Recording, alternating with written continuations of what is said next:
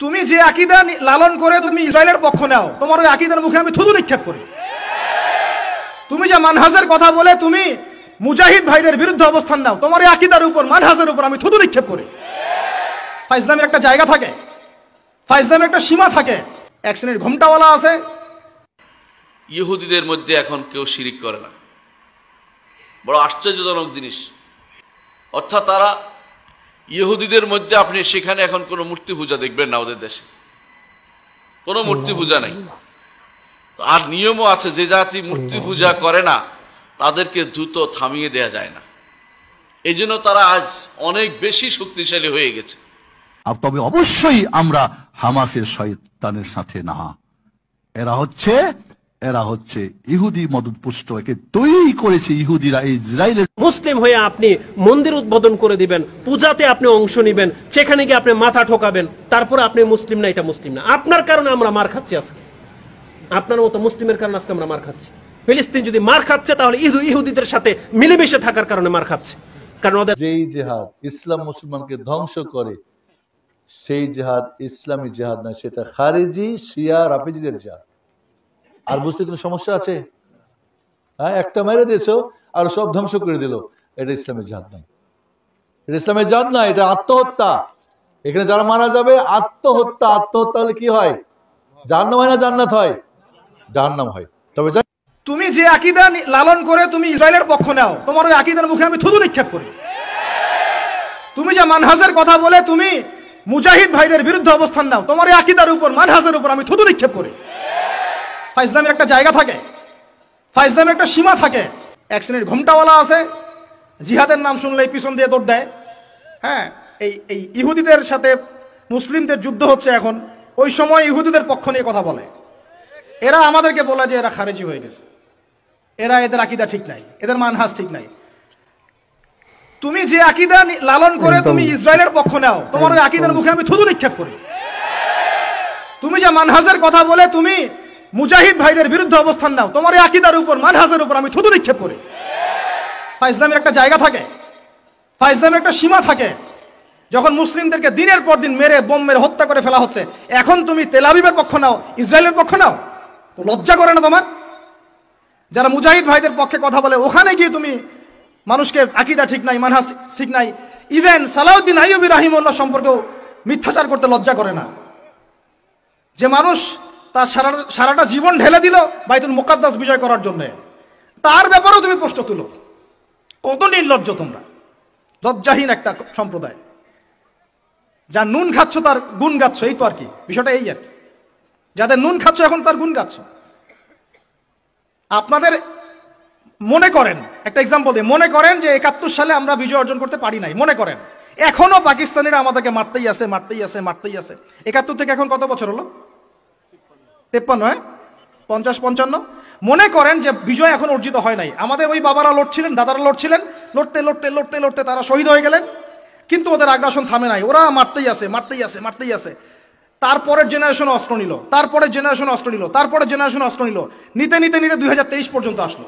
এখন 2023 সালে যে ফ্রিডম ফাইটার মুজাহিদ মুক্তি বাহিনীরা ওদের বিরুদ্ধে লড়তেছে, এই বাহিনীর কি আকীদা খারাপ? ওই বাহিনীর মানহাজ খারাপ? ওই বাহিনী পাগলের কাজ করতেছে? ওই বাহিনী সন্ত্রাসী? ঠিক একই কাজ করতেছে ফিলিস্তিনের মানুষ। সে একই কাজ এই 100 বছর থেকে তারা করে আসতেছে, আর তুমি এখন এসে এদের আকীদা মানহাজ নিয়ে প্রশ্ন তোলো? নির্লজ্জ কোথাকার। বরং বলছে যে এগুলো পাগলের কাজ, তারা নাকি পাগলামি করতেছে। তাদের সন্তানদেরকে তাদের চোখের সামনে মেরে ফেললে তারা কি বসে থাকবে চুপচাপ? বলবে একটা মারছিস ভাই আরেকটা মার, একটা বাচ্চাকে মারছিস আরেকটা মার, তাই বলবে? আরে ভাই, নিজে কিছু করতে না পারি, নিজে অর্থনৈতিক সহযোগিতা করতে না পারি, নিজে ত্রাণ পাঠাতে না পারি, দোয়াও করতে পারে না, মন থেকে সমর্থনটুকু করতে পারে না, এই জায়গায় আসছেন আমরা, এই জায়গায় নামছেন, এত নিচে নেমে গেছে আমরা এখন। কথাগুলো আমি পুরা মানে এই যে অবজার্ভ করতে করতে করতে করতে আর পারতেছি না। মন খারাপ করতেছেন? আল্লাহর কসম করে বলতেছি, আমি আপনাদের কাছে বাহবা পাওয়ার আশা একটা কথা বলতেছি না। আল্লাহর কসম করে বলতেছি, আমি আমার উপরে কোনো বিপদ আসার ভয়েও চুপ থাকতেছি না। আমি আল্লাহর কসম করে বলতেছি যে আমি আপনাদের কাছে দুনিয়াবি স্বার্থে কথাগুলো বলতেছি না। ওয়াল্লাহি আল্লাহর সন্তুষ্টি ছাড়া আমার এই কথাগুলো বলার পিছনে কোনো স্বার্থ নাই। আল্লাহর কসম করে বলতেছি যে ওখানে যারা লড়াই করতেছে এরা সত্যিকারের মুজাহিদ। এদের মতো ভালো মানুষ, সৎ মানুষ এবং সাহসী মানুষ আল্লাহর জমিনে এখন আর কেউ বেঁচে নাই। এবং ওদের উপরে যা জুলুম হয়েছে বিগত 100 বছর থেকে, এরকম জুলুম পৃথিবীর ইতিহাসে কারো উপরে কখনো হয় নাই। এরাই বিশ্বের নতুন ফেরাউন, এরাই বিশ্বের নতুন নমরুদ। আল্লাহ রাব্বুল আলামিন এই জালেমদেরকে যেন ধ্বংস করেন। আল্লাহুম্মা আল্লাহ পাক মাজলুমদের উপর নুসরা নাজিল করেন। আল্লাহুম্মা। বিষয়টা হচ্ছে এই, আমরা মুসলিম পরিবারে জন্ম নিয়েছি বাট এগুলো বুঝি না, অর্থনীতি হালাল হারাম বুঝি না। আল্লাহ বলছেন সুদ খায়ও না, এটা মায়ের সাথে জেনা করা, আল্লাহর সাথে যুদ্ধ করা, রাসূলের সাথে যুদ্ধ করা, তাও খাচ্ছি দিব্যি। আমাকে বলেন, মনে করেন এখানে একটা বিল্ডিং আছে, এটা একটা পতিতালয়, নাউজুবিল্লাহ। এটা বুঝি কি পতিতালয় কি জিনিস, বুঝেন তো?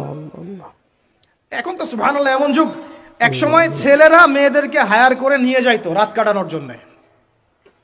এই 10-15 বছর আগের কথা বলছি। ছেলেরা মেয়েদেরকে এক রাতের জন্য হায়ার করত। এটা জানেন না আপনারা?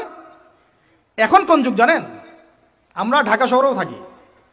এখন এমন যুগ চলতেছে, একটা ছেলে রাত কাটার জন্য আরেকটা ছেলেকে হায়ার করে। আমি বলেছি না শুরুতে, আল্লাহর গজব জোর করে টেনে নিয়ে আসতেছে। মাঝে মাঝে একটু নড়তেছে না ভূমিকম্প, এগুলো কিচ্ছু না, একটা বড় কিছু হবে। আল্লাহ মাফ করুক আমাদেরকে, আমার মন বলে একটা বড় কিছু হবে। যা শুরু করছি আমরা আল্লাহর সাথে আমরা যা দ্রোহিতা শুরু করেছি, ব্যক্তি জীবন থেকে শুরু করে রাজনীতি পর্যন্ত, আল্লাহর গজব জোর করে টেনে নিয়ে আসতেছেন। আমার এখানে শিক্ষা প্রতিষ্ঠান গড়ে তোলা কোনো উদ্দেশ্য না। আমার উদ্দেশ্য হচ্ছে আপনাদের মধ্যে আকীদা আমলের পরিবর্তন আসুক, বুঝ আসুক, ওয়ার্ল্ড অ্যাফেয়ার্স সম্পর্কে বুঝেন, ব্যক্তি জীবন বোঝেন, সুন্নত বোঝেন, তাওহীদ বোঝেন, শিরক বোঝেন, হালাল হারাম বোঝেন, ওয়ার্ল্ড অ্যাফেয়ার্স বোঝেন, অর্থনীতি বোঝেন, সামনে কি হতে পারে এই বিষয়ে সচেতন থাকেন, সেইভাবে জীবনটাকে ঢেলে সাজান। এটা উদ্দেশ্য। আলিফ বা তা পড়ানোর উদ্দেশ্য না আপনাদেরকে। এটা বাসায় পড়তে পারবেন যে কোনো হুজুরের কাছে। শিক্ষা নিয়ে আমি কিছু কথা বলে শেষ করে দেব, তার আগে আমি বুঝানোর চেষ্টা করতেছি। আল্লাহর কসম, আমরা লা ইলাহা ইল্লাল্লাহ কালিমার মর্মই বুঝি নাই। কোন কালিমা পড়ে মুসলিম হয়েছি আমরা? এখন এই যুগ চলছে। মনে করেন এরকম অনেকগুলো পতিতা মেয়ে একটা জায়গায় থাকে, মানুষ ওখানে গিয়ে রাত কাটায়, এটা বলে পতিতালয়। এখানে কেউ ম্যানেজার, এখানে কেউ আগিয়ে দেয় দালাল, এখানে কেউ দরজা দাঁড়িয়ে থাকে সিকিউরিটি গার্ড, এখানে কেউ মনে করেন রেজিস্টার নেয় লিখে। বুঝতে পারছেন? এরকম একটা সিস্টেম চলছে। মনে করেন এখানে, আল্লাহ না করুক, এখানে একটা কিছু আছে। তো এখন এই প্রতিষ্ঠানে যে ব্যক্তি লিখে, এই পতিতালয়ে যে ব্যক্তি পতিতাদের লিস্ট করে, কি করে? ওই ব্যক্তি দাওয়াত করলে আপনি দাওয়াত খাবেন কিনা বলেন, আমাকে বলেন। ওই ব্যক্তি আপনাকে খাবার দাওয়াত করেছে, আপনি খাবেন কিনা?